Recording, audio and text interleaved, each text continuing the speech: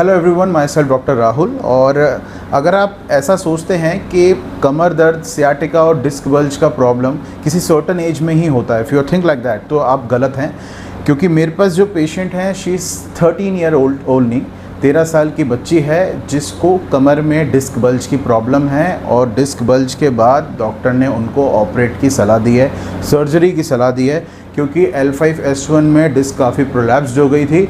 ये किसी तरीके की इंजरी, किसी तरीके की चोट की वजह से नहीं हुआ। हम काफ़ी चीज़ों को बहुत लाइटली लेते हैं, लेकिन बच्चों में जो सबसे ज़्यादा इस समय प्रॉब्लम देखने को मिल रही है वो उनकी पुअर पोस्चर के कारण है, लैक ऑफ न्यूट्रिशन के कारण है। जैसा कि हमने असेसमेंट किया और हिस्ट्री लिया तो देखा कि बच्ची खाने से रिलेटेड बहुत ज़्यादा, मतलब कम खाना, न्यूट्रिशन प्रॉपर नहीं लेना, बाहर का फूड खाना, bad habits like screen timing, mobile, prolong sittings, आप झुक कर बैठ रहे हैं, कोई ध्यान नहीं दे रहा।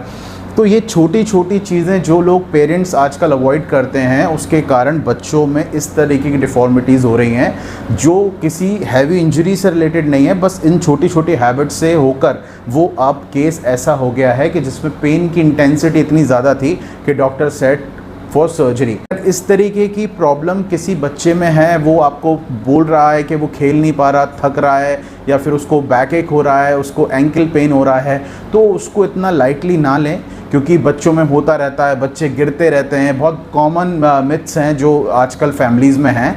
तो बच्चों की बातों को सीरियस लेके, और अगर अर्लियर अगर चीज़ें कुछ समझ में आ जाती हैं, कुछ चीज़ें पकड़ में आ जाती हैं, तो उनका इलाज बहुत अच्छे से किया जा सकता है। तो जैसे कि ये जो हमारे साथ बच्ची थी, इनको भी सियाटिक पेन ही है जो लेफ़्ट इनका लेग में पूरा ट्रैवल करता है।